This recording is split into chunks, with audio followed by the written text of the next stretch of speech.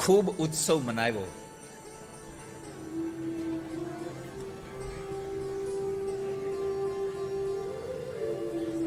પોતાના ઘરમાં જે સંપત્તિ હતી બધી આપવા લાગ્યા. વિદ્વાનો કહે છે દે ઈ દેવ છે અને રાખે ઈ રાક્ષસ છે. ભગવાનના પ્રાગટ્ય ઉત્સવે ખૂબ સંપત્તિ નંદ બાબાએ બધાને આપી. બીજાને આનંદ આપે એ નંદ અને બીજાને યશ આપી દે એ યશોદા.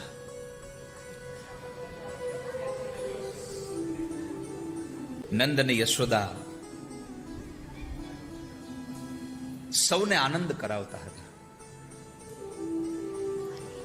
નવમી, દસમી અને એકાદશી 3 દિવસ સુધી આ ઉત્સવ ચાલ્યો. દ્વાદશીના દિવસે કૈલાસમાં બેઠેલા ભગવાન મહાદેવને થયું કે મારા ઠાકોરજી પધાર્યા છે, મારા ઈષ્ટદેવ પધાર્યા છે, લાવને દર્શન કરવા જાઓ.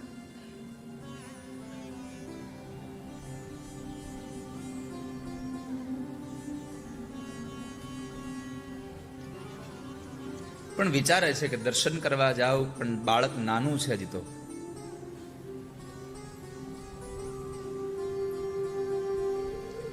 કઈ શેરીઓમાં તો મળે નહીં, તો ઘરમાં કેમ પહોંચું?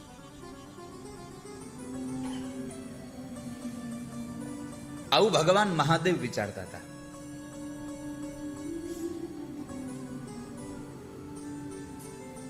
પછી એમણે નક્કી કર્યું કે લાવ એક જોગીનું રૂપ લઈને જાઓ, ભિક્ષાવૃત્તિ કરવા માટે નીકળું, એમાં કદાચ મને દર્શન થઈ જાય.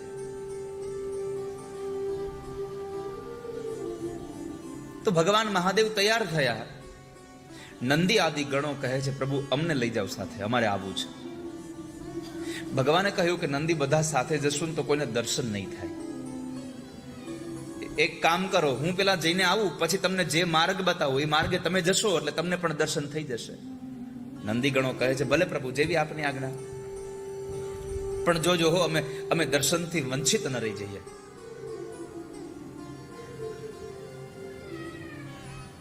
કશો વાંધો નહીં, હું આવીને તમને બતાવીશ માર્ગ. ભગવાન જેવા તૈયાર થયા, નંદી આદિ ગણો માની ગયા ભગવાનની વાતને. શેષનાગ કહે છે પ્રભુ મને લઈ જાઓ સાથે. ભગવાન કહે છે કે હજી આ નંદી લોકોને સમજાવી રહ્યો, શેષ બધા સાથે જઈએ તો દર્શન નહીં થાય, પેલા મને તો જઈ આવવા દો. શેષ કહે છે તમારે બીજા કોઈને સાથે લેવા હોય કે ન લેવા હોય મને કઈ વાંધો નથી, પણ મને તમારે સાથે લઈ જ જવો પડશે, કેમ કે મારે જોવા આવવું છે પ્રભુ કે જે ઠાકોરજી, જે નારાયણ સમુદ્રમાં મારા શરીરની પથારી કરીને સુવે છે, એ નારાયણ આજે ગોકુળમાં ઘોડિયામાં કેવા લાગે છે ને, એ મારે જોવા છે આજે. એમને પારણિયામાં કેવા લાગે પ્રભુજી. ભગવાન નીકળે છે. અહામલેખનો નાદ કરતા કરતા ગોકુળની ગલીઓમાં નીકળ્યા. એમાં બરાબર એક ગોપીએ બાબાને પગે લાગી. નમસ્તે બાબા. બાબાએ નમસ્તે કર્યા.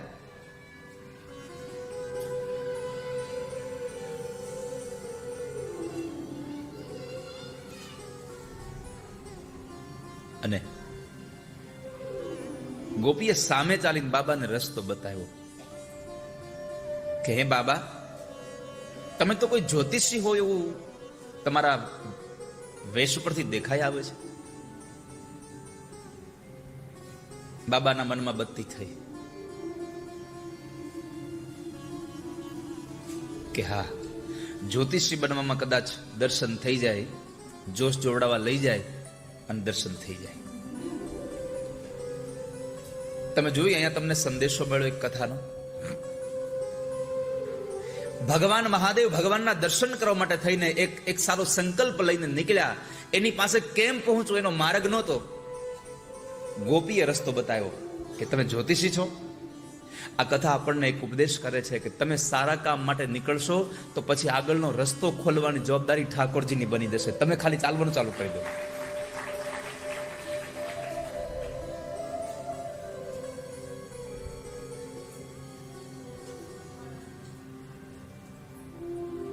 બાબા જાય છે.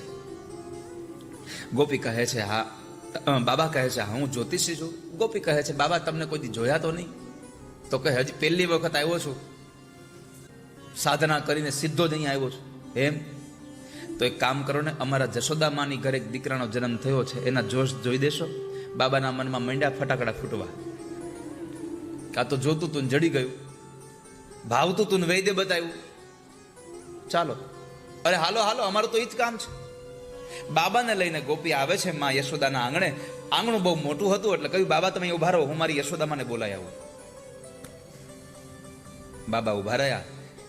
પેલી ગોપી માને બોલાવા ગઈ. યશોદા, એ યશોદા, જરા આમ જોતો ખરા હું કોને લઈને આવી છું.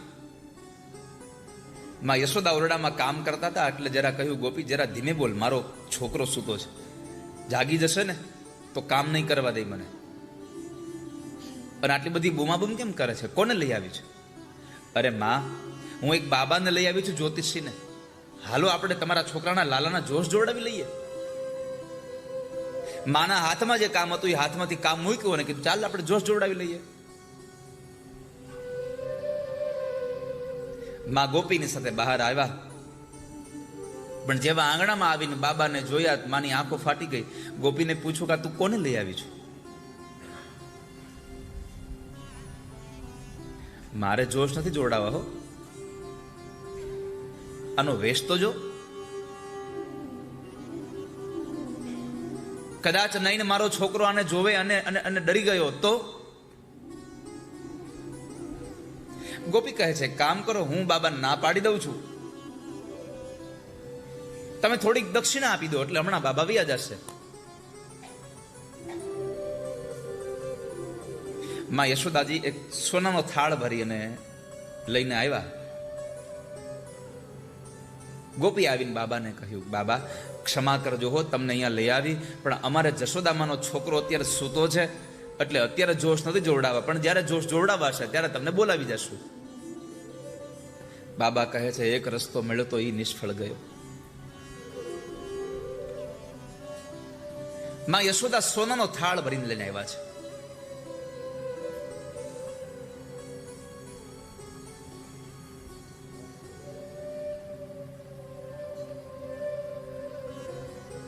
બાબાને કહે છે લો બાબા, આ દક્ષિણા લઈ લ્યો અને તમે તમારી જગ્યાએ વ્યા જાઓ, મારે જોશ નથી જોડાવા હો, મારો છોકરો બી જાય. પહેલી વાત તો બાબા એ કરી કે માં તમે આમ સોનાનો થાળ ભરીને આવો એમાં નવાઈ નથી, કારણ કે તમારા ઘરમાં ખજાનો જેટલો છે અને સૌથી મોટો ખજાનો તો ઘોડિયામાં પડ્યો છે.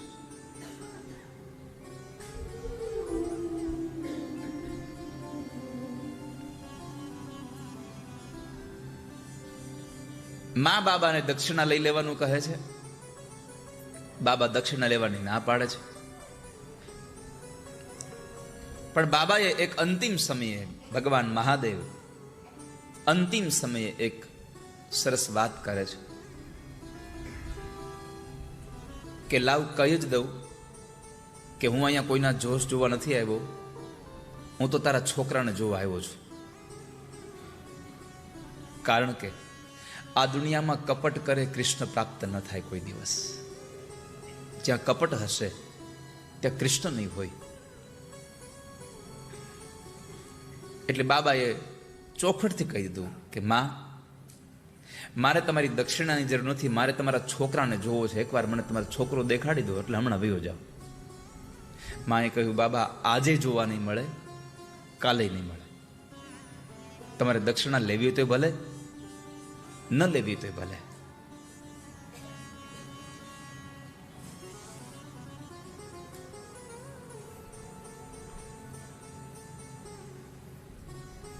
તો બાબાએ સામું કીધું કે તમારો છોકરો જોવા નહીં મળે ત્યાં સુધી આ બાવો તમારા ઘરનું આંગણું મૂકીને હવે બારોય નહીં જાય. બાબાએ સામી હઠ પકડી.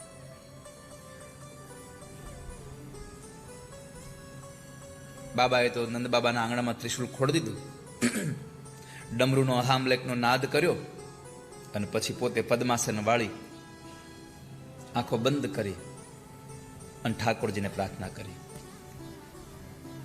પ્રભુ તમે કંઈક કરો ને તો થશે, બાકી નકર તમારા દર્શન નહીં થાય. મને આ માં તમારા દર્શન નહીં કરવા દે, મને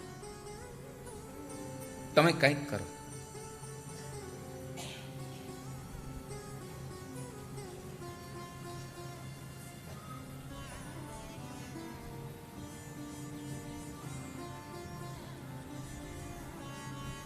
એ સમયે ભગવાન ઠાકોરજી ઘોડિયામાં સુતા સુતા રોયા છે. કારણ કે અત્યારે તો જીભ હતી નહીં કે કહી શકે મને બહાર લઈ જાવ, એટલે રોવાનું ચાલુ કર્યું. પણ અહીંયા ભગવાને રોવાનું ચાલુ કર્યું એ વાત સાથે મારે એક બીજો સંદેશો તમને એ આપવો છે કે આંગણામાંથી બાબાએ પ્રાર્થના કરી, ઘોડિયામાં ભગવાને પ્રાર્થના સાંભળી. આ સંસારમાં પ્રભુ આપણી પ્રાર્થના ચોક્કસ સાંભળે છે.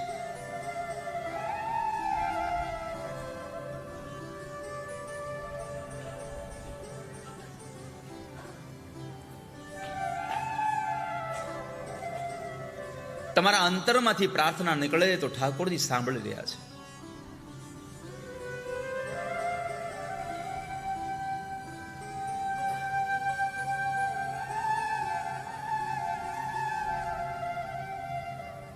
તમે જેને બોડાણો કે ઓળખો છો ને,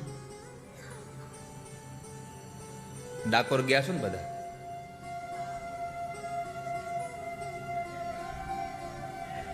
કેટલા લોકો ડાકોર જઈ આવ્યા છો?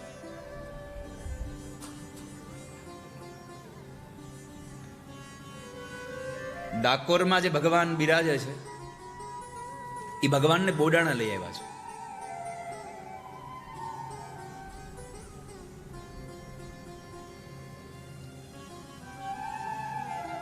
70 વર્ષની ઉંમર સુધી 72 વખત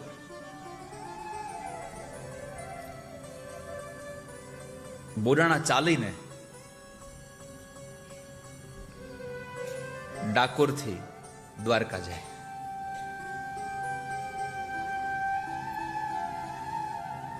અષાઢ મહિનામાં વાવેલા એ તુલસીને એનો ક્યારો સાથે લઈ માથા ઉપર લઈ અને ચાલીને દ્વારિકા જાય.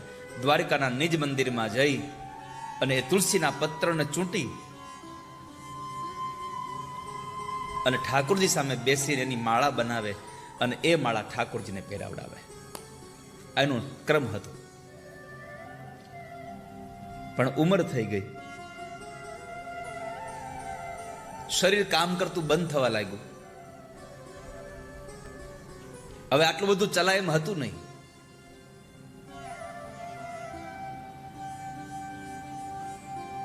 અને જ્યારે ભગવાન પાસે દર્શન કરવા ગયા ત્યારે ભગવાનની સામે ઉભા રહીને કીધું, પ્રભુ અત્યાર સુધી મારાથી અહીંયા અવાયું છે, પણ હવે એવું લાગે છે કે આ શરીર હવે કામ નથી કરતું. મારા નાથ, હવે કદાચ અવાય ન અવાય, આ તમારા દાસને માફ કરજો. પણ મારી પ્રાર્થના એટલી છે, નાથ મારાથી હવે અવાય કે ન અવાય, પણ એટલું ટાણું હાચવજો કે મારો અંતકાળ હોય ત્યારે તમે આવી જાજો. એકવાર હો,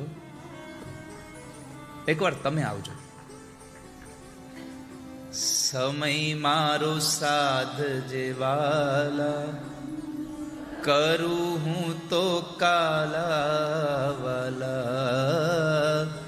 સમય મારો સાધ જેવાલા, કરું હું તો કાલાવાલા.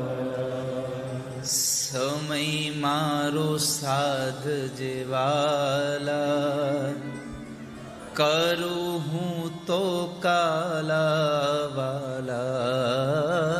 સમય મારો સાધ જેવાલા, કરું હું તો કાલાવાલા. ભગવાન, અત્યાર સુધી મારાથી અવાયું હું આવ્યો છું, પણ હવે કદાચ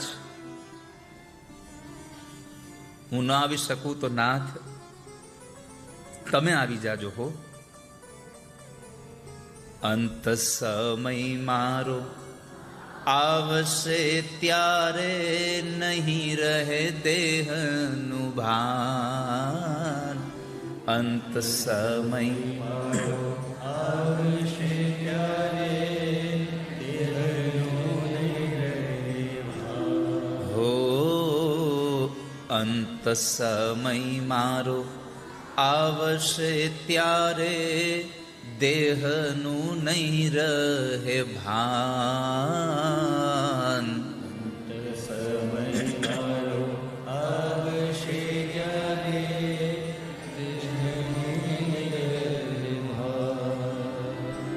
એવે સમય મુખ તુલસી દેજો, એવે સમય દેજો યમુના પાન. સમય મારો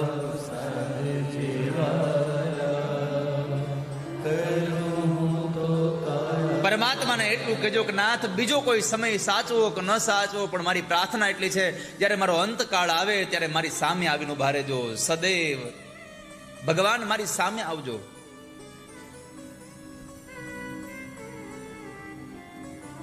મારી સામે ઉભા રહીને મને દર્શન આપજો. પછી બોલાતું હોય ન બોલાતું એ ખબર નથી મને.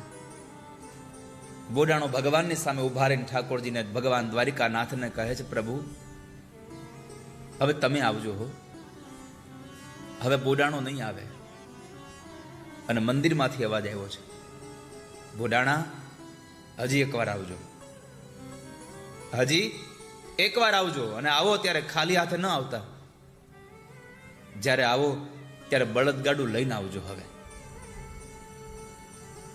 ભગવાને સ્વપ્નમાં આ વાત એમને કરાવડાવી.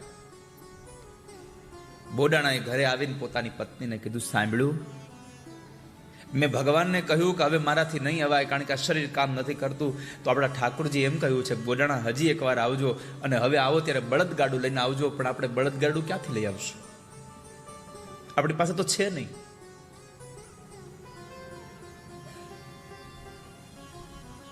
કોઈકનું ગાડું માંગ્યું, કોઈકના બળદ માંગ્યા, અને એ બળદ ગાડું લઈ અને અંતે જેનો નિત્યક્રમ હતો એ પ્રમાણે બોડાણા ફરી એકવાર દ્વારિકા જાય છે. દ્વારિકા જ્યારે ગયા, ભગવાનને તુલસીની માળા અર્પણ કરી, ઠાકોરજીને વંદન કરી અને કીધું, પ્રભુ તમે કહ્યું તું એ પ્રમાણે બળદગાડું લઈને આવ્યો છું.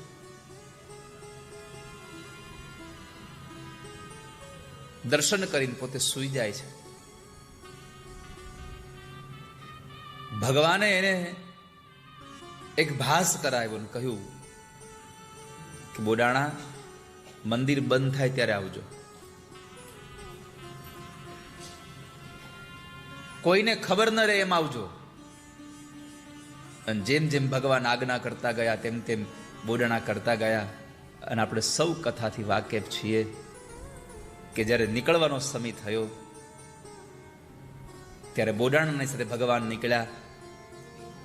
બોડાણા થાકી ગયેલા હતા એટલે ભગવાને કહ્યું કે બોડાણા તમે સૂઈ જાઓ, બળદગાડું હું કાવી લઉં છું,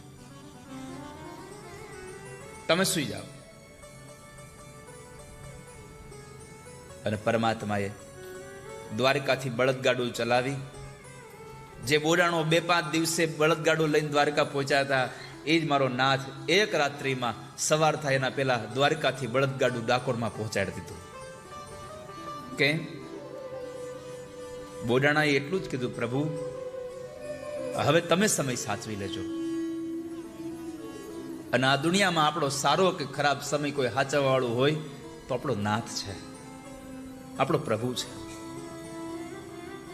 એના સિવાય કોણ આપણો સમય સાચવી કે? દુનિયા તો આપણો સમય ખરાબ આવે ત્યારે સામે નાચીને ઉભી રહે છે. આખી દુનિયા તમારો સાથ છોડે ત્યારે હાથ આપણો ઠાકોરજી પકડે છે.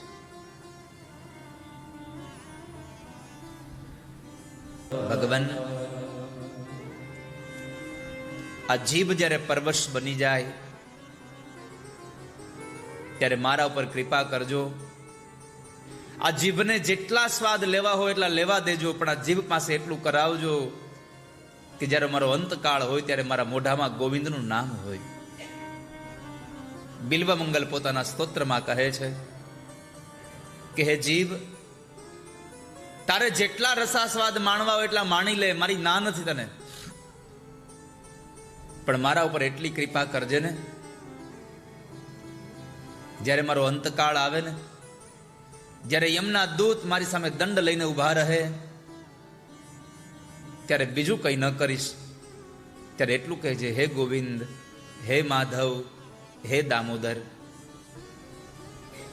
ત્વામેવ યાચે મમ દેહિ જીહવે સમાગતે દંડ ધરે કૃતાંતે વક્તવ્યમેવમ મધુરમ સુભક્ત્યા ગોવિંદ દામોદર માધવે. હે ગોવિંદ, મારી જીભ તમને યાદ કરે, તમારું સ્મરણ કરે, એવી કૃપા કરજો મારા ઉપર. આંખલડી મારી પાવન કરજે, દેજે તું એક જલાવ. આંખલડી મારી પાવન કરજે, દેજે તું એક જલાવ. શ્યામ સુંદર તારી ઝાંખી કરીને, શ્યામ સુંદર તારી ઝાંખી કરીને, છોડું મારા પ્રાણ, સમય મારો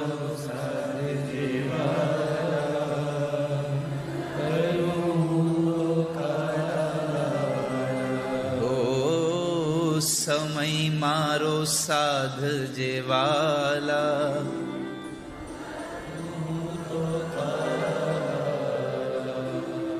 ઓ રંગીલા રણ છોડ, શરણ હું તારે આવ્યો છું. ઓ રંગીલા. નંદ બાબાના આંગણામાં બેઠા બેઠા ભગવાન મહાદેવ પ્રાર્થના કરે છે.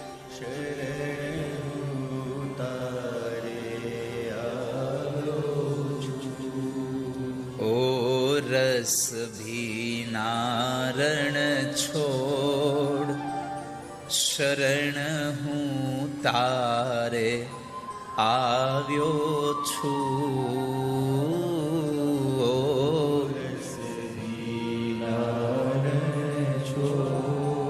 પ્રભુ, તમે જો કઈ કૃપા નહીં કરો તો મને દર્શન નહીં થાય હો તમારા.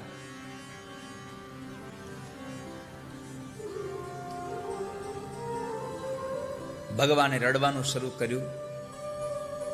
માં યશોદા પેલો થાળ મૂકીને દોડ્યા. બાબા, આ દક્ષિણા તમારે લઈ જાવી તો ભલે, ન લેવી તો ભલે, હું તો આ ચાલી. માં યશોદા ઓરડામાં ગયા, લાલનજીને પોતાના ગોદમાં ઉઠાવી લઈ, સાડીનો છેડો ઓઢાડીને માં એને પૈપાન કરાવે, પણ ભગવાન દૂધ નથી પીતા.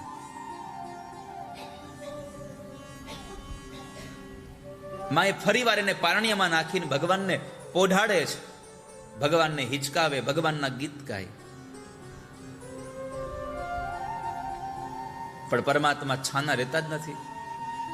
જેને કાંઈક રોગ થયો હોય એ છાનો રે, આને કઈ થયું જ નહોતું તો છાનો હેનો રે. અને એના રોગની માને ખબર નહોતી.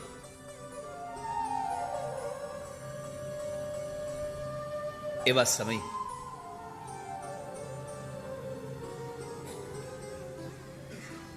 માં યશોદાજીએ લાલનજીને ફરી પાછા પોતાના ખોળામાં રહી, ગોઠણ ઉપર ઊંધા સુવારી, ઘણા થબથબાવ્યા.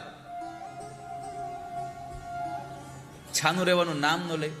જરા કઈ છાના પડે આ બાજુ, ત્યાં ઓલો આંગણામાંથી ચાલુ કરે, એ પ્રભુ તમે સાંભળજો. ભગવાન કે મારે સાંભળવું કોનું આમાં, તમારું કે માનું?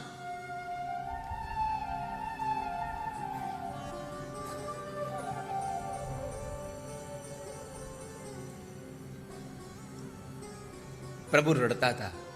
એમાં બરાબર ગોપી આવી.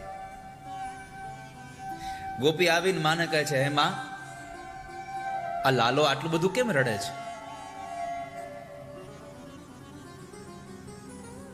યશોદા કહે છે, ખબર નહીં ગોપી, પણ આવું તો ક્યારે રડ્યો નથી, આજ પહેલી વાર રોવે છે. આ તો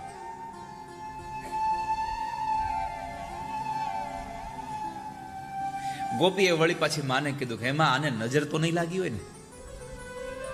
માને વળી પાછો એ વેમ પડ્યો, હા હો, આટલી બધી સ્ત્રીઓ અહીંયા આવતી હતી, કોઈકની નજર લાગી ગઈ હશે. તો માએ વળી રસોડામાંથી જઈ અને એક મરચા અને રાઈ ને મીઠું બધું લઈ આવ્યા અને ભગવાન ઉપરથી આમ ઉતાર્યું, 7 વખત અગ્નિમાં નાખ્યું. પણ ભગવાન કઈ શાંત થયા નહીં. હવે યશોદાને કોણ સમજાવે કે જે પોતાની નજરમાં આખી દુનિયાને રાખે એને કોની નજર રાખે? આ દુનિયામાં આખી દુનિયાને પોતાની નજરમાં રાખીને બેઠો છે.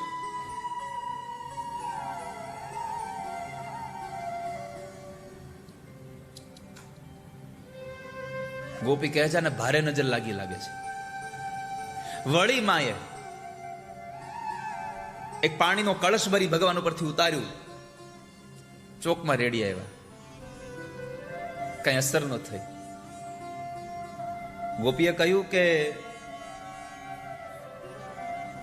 યશોદા, એક કામ કરું,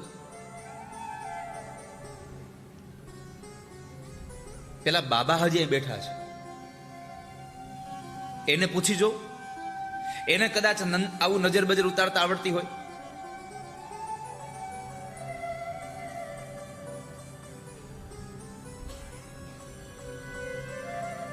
જાને એ જેટલું કહેશે એટલે આપણે દક્ષિણા આપી દેશું એને. પણ તું જા, એને કે.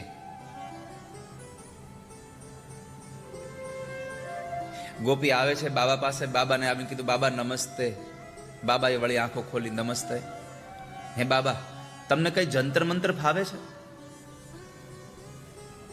હવે ના બોલ. મારા યશોદામાના છોકરાને નજર લાગી એવું લાગે છે અને એ રોવાનું બંધ નથી કરતો. અમે નજર ઉતારી પણ ભારે નજર લાગી છે, તમને કઈ આવું આવડે છે? બાબાએ વિચાર કર્યો, દર્શન થતા હોય તો હાલો નજર ઉતારવાના ધંધા કરીએ કરી. તો વળી બાબાએ કીધું, હા મને એ પણ ફાવે છે. તો અમારા જશોદામાના છોકરાની નજર ઉતારી દો ને, તમારે જે સામગ્રી જોતી હશે બધી લાવી દેશું તમને. કેટલું જોઈ સામગ્રી નજર ઉતારવામાં?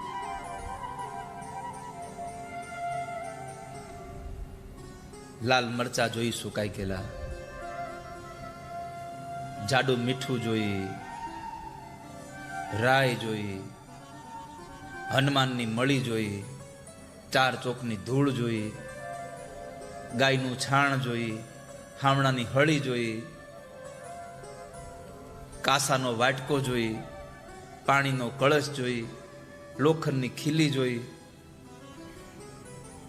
હવે કઈ રહી ગયું?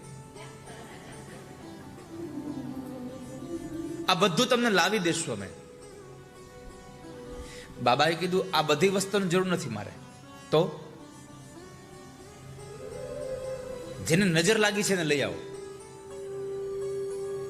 ગોપી કહે છે, બાબા એ નહીં થાય. કેમ?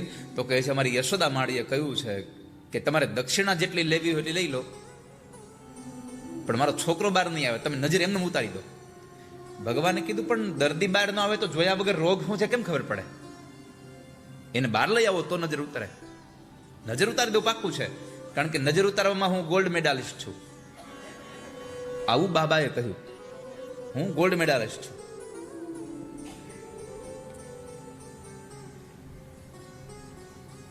ગોપીએ વળી આશ્ચર્ય સાથે પૂછ્યું કે બાબા, એવું તો તમને શું ફાવે છે કે તમને ગોલ્ડ મેડલ મળ્યું? બાબાએ કહ્યું કે ગોપી, હું કોઈની નજર ઉતારતો નથી, પણ જેની ઉતારું પછી એને જિંદગીભર કોઈની નજર લાગવા દેતો નથી, આવી ઉતારી દઉં. ગોપી અંદર આવીને માને કહ્યું, માં, બાબા તો બહુ જ્ઞાની છે.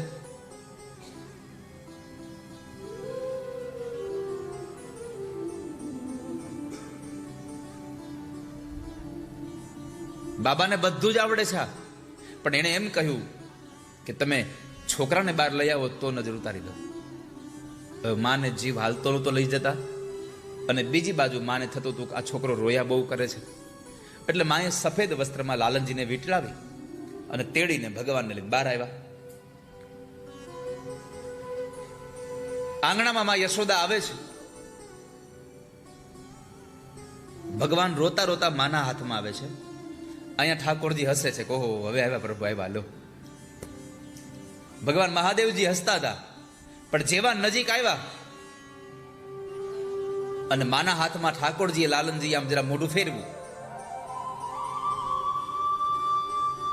યોગીએ જોગીની સામું જોયું, બે નજર એક થઈ. આખો પ્રસંગ બદલાઈ ગયો. જે રોતા રોતા આવતા હતા એ હસવા લાગ્યા, જે હસતા હસતા બેઠા હતા એ રોવા લાગ્યા. ભગવાનના દર્શન કર્યા તો ભગવાન મહાદેવની આંખમાંથી અશ્રુની ધારા વહી ગઈ. 4 મિલે 64 ખીલે, 20 રહે કર જોર, હરિજન સે હરિજન મિલે, નાચે 7 કરોડ. 4 મિલે 64 ખીલે, 20 રહે કર જોડ, હરિજન સે હરિજન મિલે તો નાચે 7 કરોડ. આમ સમજાઈ શકાય? કેટલા લોકો સમજાણ? ઓકે, 3-4 જણાને. આટલા બધા લોકોને સમજાવ્યું બદલ આભાર તમારો. મંડળ આભારી આ હે પછી કુમાર.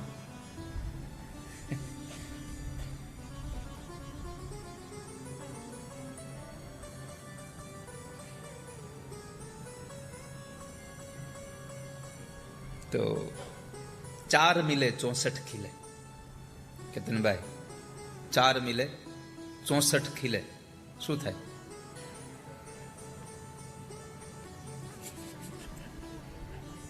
એ કે મને ખબર છે પણ મારે મૌન છે. એને હાથ દી અહીંયા કથા મૌન રાખ્યો છે. તો અમુકનું મૌન તૂટી જવું હોય. અમુકનું મૌન આપણને ઉકળાટ કરાવે. હવે તમે બોલો તો હાર. એ ક્યારેક ક્યારેક લખે, આમ લખીને દેવો.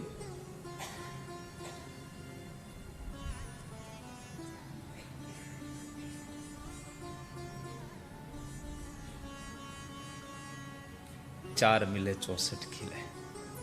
એક મહારાજ હતા ને, એને રસગુલ્લા બહુ ભાવે, પણ એને મૌન રાખ્યું. રસગુલ્લા ભાવે, મૌન રાખ્યું. અને એની હારે જે બધા સંતો બીજા મહારાજ હતા ને, એ બધા એની મજાક કરે. જેમ આપણે સંસારીઓ એકબીજાની મજાક કરીએ એમ એ લોકો એનું હસે બધા. વારે વારે પૂછો, મહારાજ કેમ છો? આવું ઈશારો કર્યા કરે. એમાં બરાબર આ બધાને ખબર કે મહારાજને રસગુલ્લા બહુ ભાવે. એમાં એક દી જમણવારમાં રસગુલ્લા કર્યા, બધાને જમવા બેહાડ્યા. પીરસનારને આ લોકોએ કહી દીધું, ખબરદાર આને રસગુલ્લા આપ્યો હતો, આપતો નહીં. ઓકે, આમ ઓલો રસગુલ્લા બધાને દેતો તો નીકળી ગયો. એટલે મહારાજ જેને રસગુલ્લા બહુ ભાવતા હતા, મૌન લઈને બેઠા હતા ને, એને નો આપ્યો. આ તમારી કથા નથી હો. એને નો આપ્યો, નીકળી ગયા. મહારાજ જોયા કરે, આ મને રસગુલ્લા આપ્યા વગર નવી ગયો.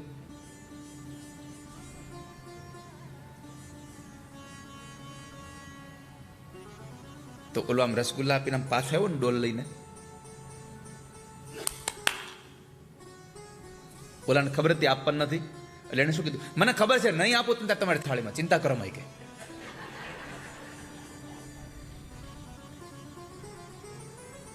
બીજી વખત આમ રસગુલ્લા બધાને લઈને આમ તાણ કરીને બધાને આપે. મહારાજની થાળી એટલે કે તમને નહીં આપું, ચિંતા કરો, મને ખબર તમે નથી ખાતા.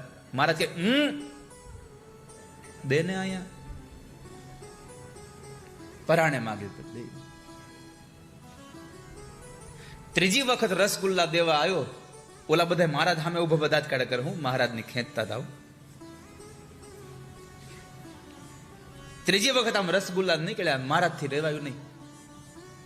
બે બાજુ બધાને આપે, આ મહારાજને ન આપે.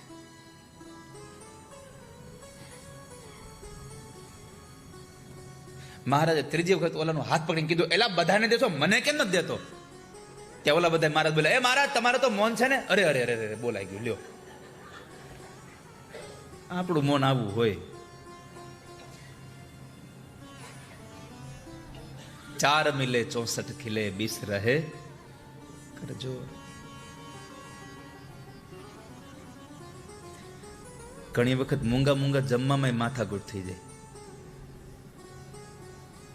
થાળીમાં પીરસાણું હોય ને એમાં આપણને બરાબર કોઈ કે તુરિયાનું શાક આપી દીધું હોય, ગલકાનું તુરિયાનું. હવે આપણને ભાવતું ન હોય એટલે આપણને થાય કે આપણે પેલા ખાઈ દઈએ એટલે પછી બધું છેલ્લે હરખું. ત્યાં બધાને શું થાય ખબર? મહારાજને ગલકાનું શાક બહુ ભાવે, પેલા ખાઈ ગયા. બીજી વખત દાવે પરાણે, અરે પણ નથી ભાવતું. હું તમે છેલ્લે મૌન તોડાવે કે ભાઈ નથી ભાવતું એટલે પેલા ખાઈ જાઉં છું હું. તો 4 મિલે 64 ખીલે, એનો ભાવાર્થ જોઈએ આપણે. ભગવાન કૃષ્ણની 2 આંખો અને ભગવાન મહાદેવની 2 આંખો મળી એટલે 4 મળી. તમે રસ્તામાં ચાલ્યા જતા હો ને તમારી આંખો કોઈની સાથે મળે, 2 આપણી 2 સામેવાળાની, 4 મળે પછી શું થાય? સ્માઈલ. તો 32 આપણા, 4 મિલે 64 ખીલે.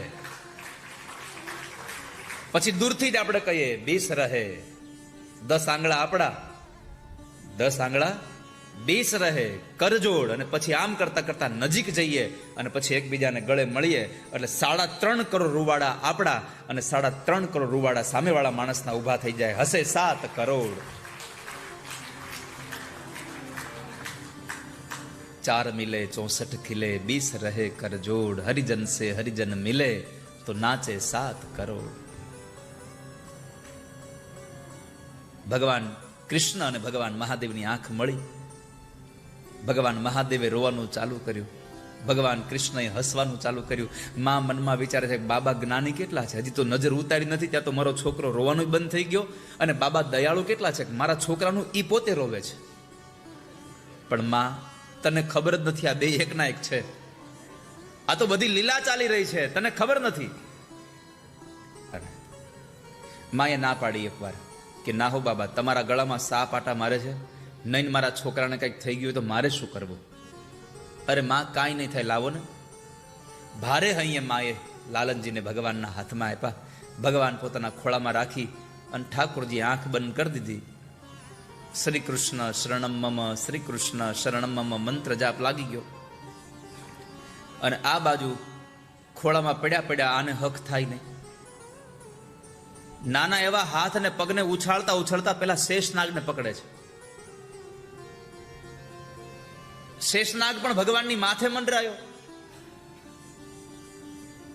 માનો જીવ તાળવે ચોટે. માએ અવાજ કર્યો, એ બાબા આંખ ખોલો, આ તમારા ગળામાં રહેલો સાપ મારા છોકરાને ક્યાંક હમણાં ડંખી જશે. બાબાએ આંખ ખોલી તો ભગવાનને સર્પ પકડતા જોયા એટલે તરત જ ભગવાન મહાદેવ એટલું જ બોલ્યા, માં જુઓ તો ખરા, આ તમારો છોકરો કેટલો નીડર છે. આટલો નાનો છે તો એ સાપને પકડવાના પ્રયત્ન કરે છે. મને એમ લાગે છે કે મોટો થઈને કોઈ મોટા નાગને નાથશે. અને ઠાકોરજીએ કાલી નાગનું દમન પણ કર્યું. ભગવાન નાગને નાથ્યો છે. રામાવતારમાં પણ પરમાત્મા મહાદેવ દર્શન કરવા આવેલા. કૃષ્ણ અવતારમાં પણ ભગવાન દર્શન કરવા આવ્યા. આ કથા સૂચન કરે છે કે ભગવાન જેવા ભગવાન પણ જો ભગવાનના દર્શન કરવા જવાની ઝંખના રાખતા હોય તો આપણે જીવાત્માની ફરજ છે, આપણે નિત્ય ઠાકોરજીના દર્શન માટે જવું જોઈએ, ભગવાનના દર્શન માટે જવું જોઈએ. પ્રભુએ આપણને અવસર આપ્યો છે.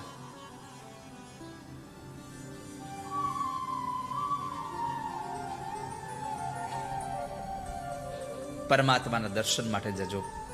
પછી ભગવાન મહાદેવ 5 પરિક્રમા કરી અને જતા રહ્યા. પરમાત્માને જ માગવાની વાત, ઈશ્વરને જ જોવાની વાત, કારણ કે એની આંખમાં આંખ મળી અને પછી બધું ભૂલાઈ ગયું બાબાને. જેમ રાસની અંદર આવે અને ભગવાનને જોયા, અને ભગવાનને જોયા પછી વાંસળીના સૂર સાંભળ્યા, બધું ભૂલાઈ ગયું. નહીં તો માં પાર્વતી ચોખ્ખું કીધું કે ગમે તેટલી વાંસળી વગડે પણ તમે નાચતા નહીં હો, નહીં તો હેરાન થઈ જશું. પણ કનૈયાને જોયા પછી કોઈથી રેવાય ખરું?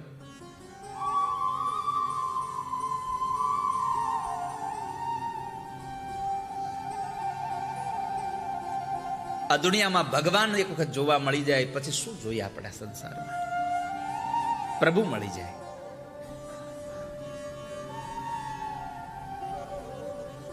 તારી મારી નજર મળે તો પરમાનંદ થઈ જાય. સુરદાસજી મહારાજ ભગવાનના એટલા બધા પદો લેખાય, એમણે ખાડામાં પડી ગયા એકવાર, કોઈ બહાર કાઢે એવું નહીં. ભગવાનના પદ ગાતા હતા, ભગવાનને બહુ વાલા લાગ્યા. તો ભગવાન એક બાળકના રૂપમાં આવ્યા અને કહ્યું કે સુરદાસજી મહારાજ તમે તો ખાડામાં પડી ગયા છો, લો મારો હાથ પકડીને બહાર આવી જાઓ. ભગવાનનો હાથ પકડ્યો અને શરીરમાં કંઈક નવી ચેતના દેખાઈ ગઈ, બહાર આવી ગયા અને પછી હાથ પકડી રાખ્યો, મૂકે નહીં. ભગવાન કહે છે મને જવા દો ને, મારે જવું છે. સુરદાસજી મહારાજ એટલું બોલ્યા છે કે તમે મારા ઠાકોરજી છો ને, તમે મારા ભગવાન છો ને. ભગવાન ઓળખી ગયા, કામણ ઓળખી ગયો છે. ભગવાને હાથ છોડાવી લીધો અને ભગવાન ખડખડાટ હસી અને જવા માંડ્યા. ત્યારે સુરદાસજી બોલ્યા છે, બાહ છુડા કે જાત હો નિર્બલ જાન કે મોહી. મારો હાથ છોડાવીને જાઓ છો કારણ કે તમને ખબર છે કે હું તમારી પાછળ દોડી નહીં શકું. હાથ છુડા કર જાત હો નિર્બલ જાન કે મોહી, હૃદય છુડા કર જાઓ તો મર્દ બખાનું તોય.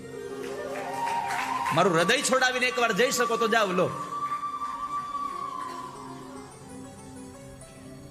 પરમાત્મા રાજી થયા. પરમાત્માએ એ સમયે એમને આંખો આપી, દ્રષ્ટિ આપી. ભગવાનને જોયા, આંખમાંથી અશ્રુની ધારા વહી ગઈ. તારી મારી નજર મળે તો પરમાનંદ થઈ જાય. ભગવાનની સામે નજર મળી અને એટલો આનંદ થઈ ગયો, આંખમાંથી અશ્રુની ધારને રોકી ન શક્યા. કંઠ રૂંધાવા લાગ્યો, ગદગદિત સ્વર થઈ ગયો. ભગવાને સામે ચાલીને કીધું, સુરદાસજી તમારા પદોથી બહુ રાજી છું હું, તમારી ભક્તિથી બહુ રાજી છું. માગી લો, તમારે શું જોઈએ છે? જે જોઈતું હોય તે માગી લો. સુરદાસજી કહે છે, પ્રભુ હું માગું એ આપશો? ભગવાન કહે છે, એવી કઈ ચીજ છે જે હું ના આપી શકું? આ તો સુરદાસજી કહે છે, આ તો તમારો સ્વભાવ છે બોલીને બદલી જવાનું, ગમે ત્યારે ગમે એને ખોટે લટકાડી દો છો. આપશો ને? આપીશ, માગી લો. સુરદાસજી કીધું, પ્રભુ એક કામ કરો, આપવું હોય તો ફરી પાછો મને અંધ બનાવી દો, મને આંધળો બનાવી દો પાછો. ભગવાન કહે છે, સુરદાસ તમે દ્રષ્ટિ હતી નહીં, આના મેં તમને દ્રષ્ટિ આપી અને એના બદલામાં તમને એક હજી વરદાન માંગવાનું કહું છું. તમે આંધળો બનવાની વાત કરો છો. તમે કાંઈ જોયું નહોતું, આ દ્રષ્ટિ તમને આપી અને તમે આંધળો બનવાની વાત કરો છો. સુરદાસજીએ બે હાથ જોડી કીધું, હા પ્રભુ મને અંધ બનાવી દો. કેમ? અત્યાર સુધી મેં કાંઈ જોયું નહોતું, આજ જોવા મળ્યું તો પેલા વેલા તમે જોવા મળ્યા. તમને જોયા પછી એમ થાય છે કે હવે દુનિયામાં બીજું કાંઈ જોવું નથી આ સંસારમાં. તમને એકને જોવા છે, બસ બહુ થઈ ગયું. આ તમારી સ્મૃતિ મારી આંખોમાં રહે. પ્રભુ પાસે આવું માગવું જોઈએ. તારી મારી નજર મળે તો પરમાનંદ થઈ જાય. એની આંખોમાં આંખ નાખી જુઓ તો ખરા. પણ કરુણા એ છે કે મંદિરે જઈને જ આંખું બંધ કરી દે છે. જ્યાં નથી જોવાનું ત્યાં તો ચશ્મા લૂછી લૂછીને પહેરીએ પાછા. જ્યાં જોવાનું છે ત્યાં જ આંખો બંધ કરી દઈએ છે. જેની આંખમાં આપણને બધું દેખાય ને આપણને કશું દેખાતું નથી, અને જેની આંખમાં કાંઈ ન દેખાતું હોય ખાલી ડોળા સિવાય, તો ત્યાં આપણને બધું દેખાય પાછું. કેટલા શબ્દોથી નવાજે, દકોન, દકીન, બકોન, બકીન. અને પછી કે પાછો, તારી આંખમાં મને આખી દુનિયા દેખાય છે. હરખું આંખું ધોયાય?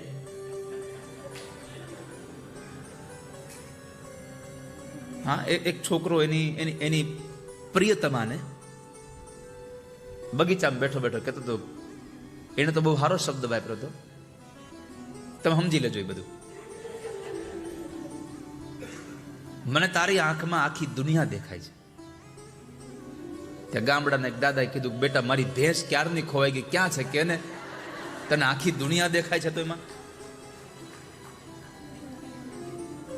શું દુનિયા દેખાય? જે જગ્યાએ દેખાવી જોઈએ ત્યાં આપણે આંખ બંધ કરી દઈએ છીએ. જોતા હૈયું મારું હરખાય નિરખતા, લોચનિયા લલચાય એવું રૂપ રસિયાનું. જોતા હૈયું મારું હરખાય નિરખતા,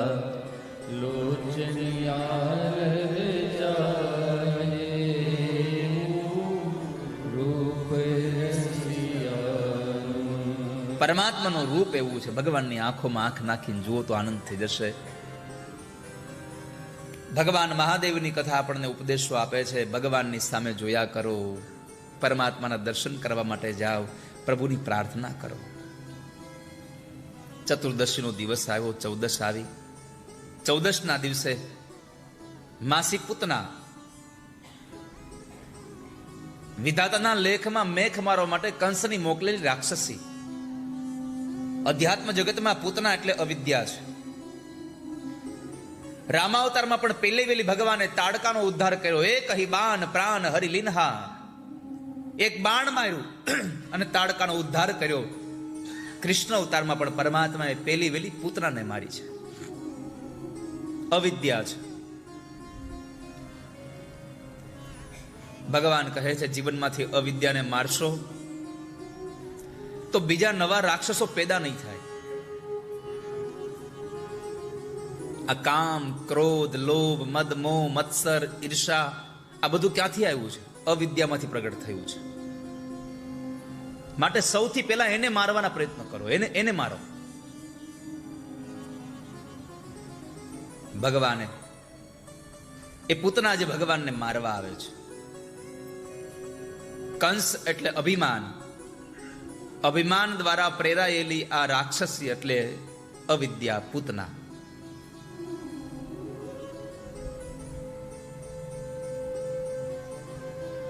કંસેન પ્રહિતા ઘોરા, પૂતના બાલ ઘાતિની. ગામડાઓમાં, નગરોમાં બધા જ બાળકોને મારતી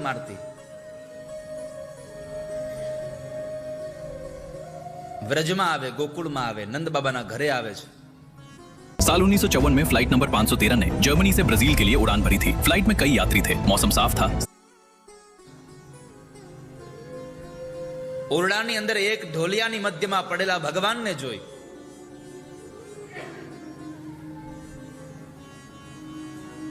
અને ભગવાનને ઉઠાવ્યા.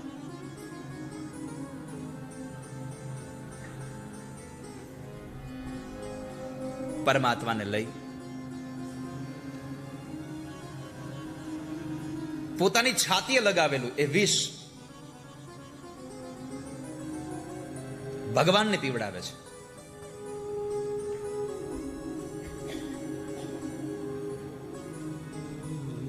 પરમાત્માએ એ પૂતનાનું વિષપાન કર્યું.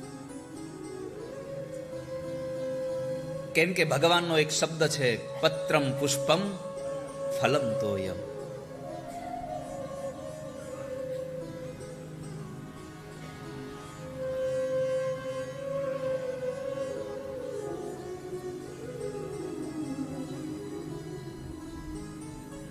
મને જે સંસારનો જીવાત્મા જે કંઈ આપે હું બધું લઈ લઉં છું. ભગવાને એનું વિષપાન કર્યું અને પછી પરમાત્મા એનો પ્રાણ ખેંચો, મૂળ સ્વરૂપમાં આવી આકાશમાં ઉડી છે. બહુ યાતના થઈ. ભગવાનને કહે છે કે એ છોકરા મને છોડી દે, મને છોડી દે.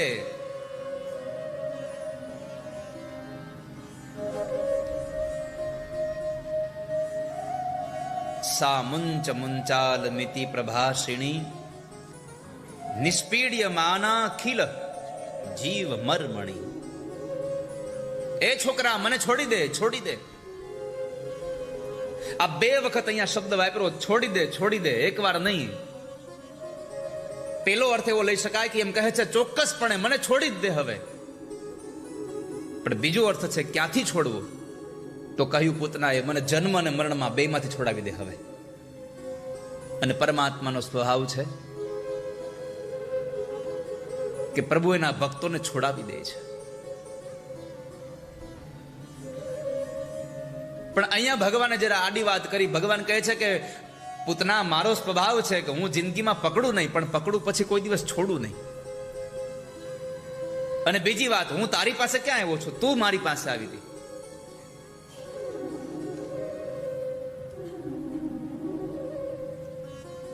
તું મારી પાસે આવી, મેં તને પકડી. એક વખતનો પ્રસંગ છે, માં ઠાકોરજીને લઈ અને યમુના કિનારે ગયેલા. ભગવાન નાના એવા હતા.